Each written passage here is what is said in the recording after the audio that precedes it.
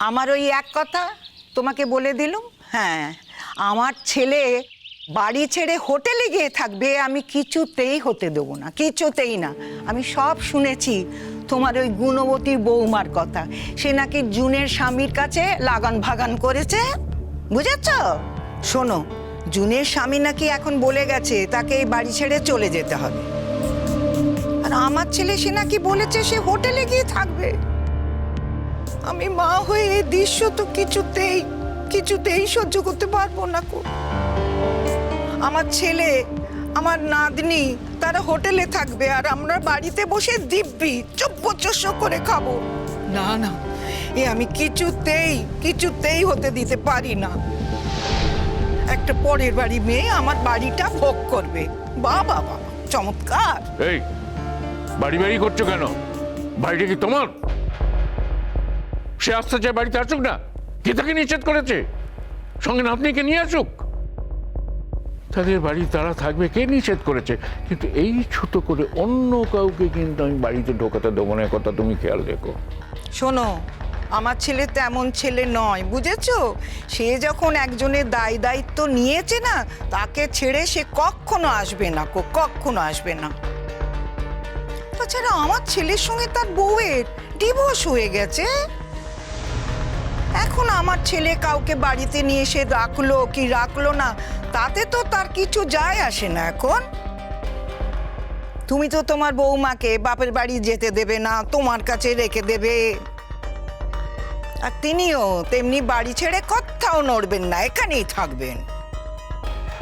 তাহলে তুমি এক কাজ করো, ওকে আলাদা করে দাও। তোমার তো সাহস হয় কি করে? আমি বেঁচে থাকতে তুমি ওই মহিলাকে এই বাড়িতে এসে ঢোকাবে? এ আমি সহ্য করবো না। তা ঢোকাবো না তো কি করবো? বাজে কথা বলবে না। সহ্য করতে হবে না। আবার কি হলো? আচ্ছা শোন জাম্বো, শোন, আমি দোষের কথাটা কি বলেছি শোন। বলো তো আমাকে। তোর মা ওই জুনের স্বামীর কাছে নানান ভাবে লাগান ভাগান করেছে, বুঝলি? যার ফলে জুনের স্বামী জুনকে এসে বলেছে তার বাড়ি ছেড়ে চলে যেতে হবে। তাই সে বলেছে জুনকে ওই বাড়িতে আর থাকতে দেবে না। আর এই কথা শোনার পর তোর বাবা কি বলেছে জানিস? হোটেলে গিয়ে থাকবে। তুই বল, তোর বাবার শরীর কি ভালো? এই কদিন আগে তার হার্টের অত বড় একটা অসুখ ধরা পড়লো, সে এখন হোটেলে গিয়ে থাকবে? এই পুরো বাড়িটা মাথায় করে কে নিয়ে বসে থাকবে? তোর মা। ও জাম্বো, আমার কথাটা শোন, তোরা নিজে দাঁড়িয়ে থেকে একটা বিধি ব্যবস্থা কর। তোরা তো তার ছেলে মেয়ে নাকি? দাদু তো তার ছেলের পাশে দাঁড়াক বা না দাঁড়াক, তুই তো তার ছেলে, তুই তো তার পাশে দাঁড়াবি। তুই ভাব একবার, আমার নাতনি কিনা 7 মহলা বাড়ি ছেড়ে সে কোন হোটেলে গিয়ে পড়ে থাকবে? তার লেখাপড়া আছে, 2 দিন পরে তার পরীক্ষা। তো দাদুর কি ভীমরতি ধরেছে নাকি? জিজ্ঞেস করতো। বৌমা ওকে যেভাবে নাচাচ্ছে তাতেই উনি নাচছেন। আচ্ছা জাম্বো, তোর মা যদি অতই ভালো হবে তাহলে জুনের সামনে অতগুলো কথা বলতে গেল কেন? বল, কেন বলতে গেল? জুনের স্বামীর কান ভারী কেন সে করতে গেল? আমার ছেলে তো এই বাড়িতে আসতে চায়নি বাবু, সে তো ওই বাড়িতেই ছিল, জুনের কাছেই ছিল। আর জুনও তো এই বাড়িতে আসতে চায়নি। তাছাড়া নিজের বাড়ি থাকতে এখানে এসে কেন 5 জনের অপমান সহ্য করবে আমাকে বল, তুই বল। এখন বাধ্য হয়ে সে কথাগুলো জানাচ্ছে, বিপদে পড়েছে বলেই তো কথাগুলো বলছে নাকি? জাম্বো, তোমার ঠাম্মাকে চুপ করতে বলো। এসব কাঁদনে গিয়ে কোনো লাভ নেই। আমি ওই মহিলাকে কিছুতেই বাড়িতে ঢুকতে দেবো না। দাদু প্লিজ, তুমি একটু র্যাশনালি কথা বলো।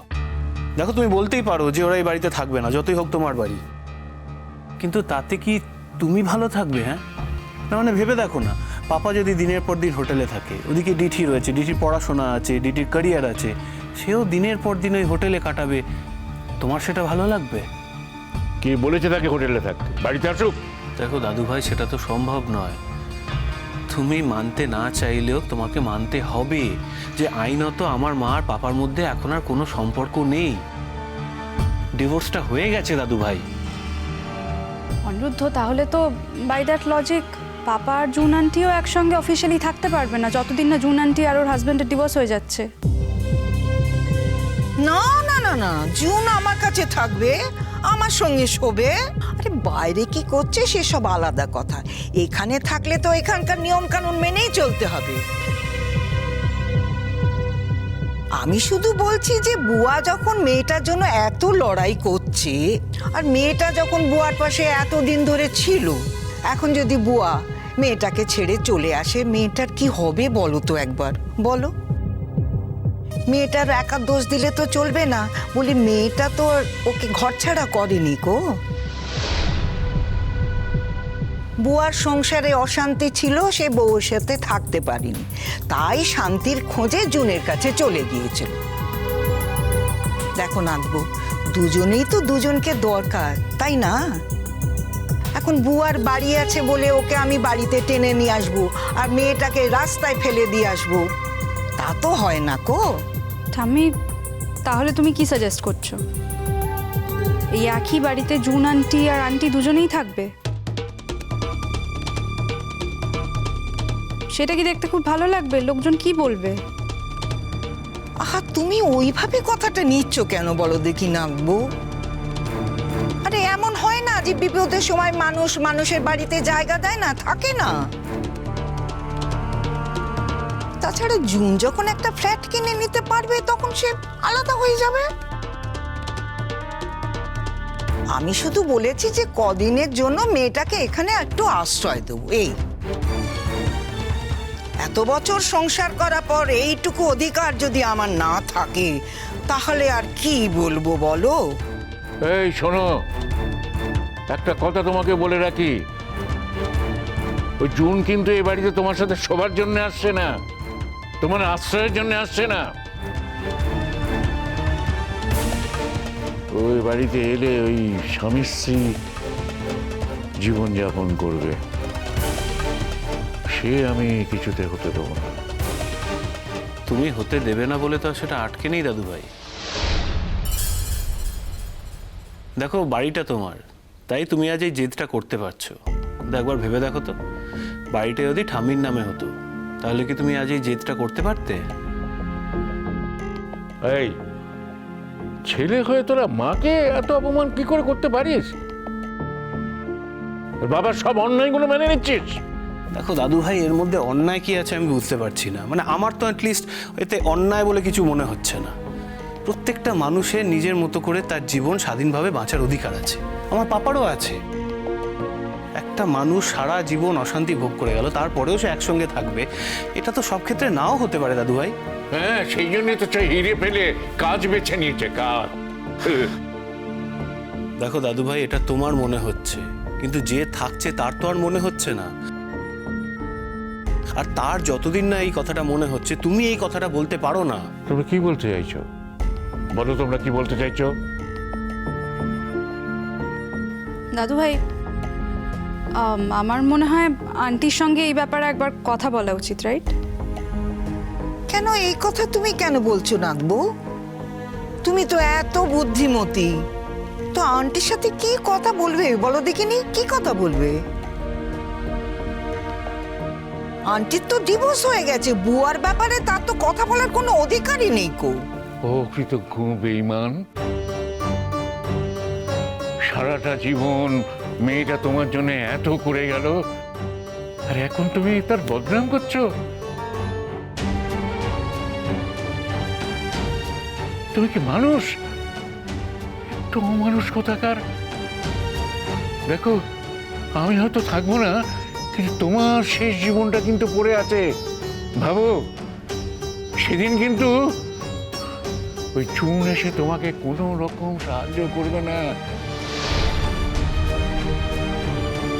ওই বৌমার হাতে পায়ে ধরে তোমার সাহায্য নিতে হবে, এই কথাটা মনে রেখো বেঈমান অকৃতজ্ঞ।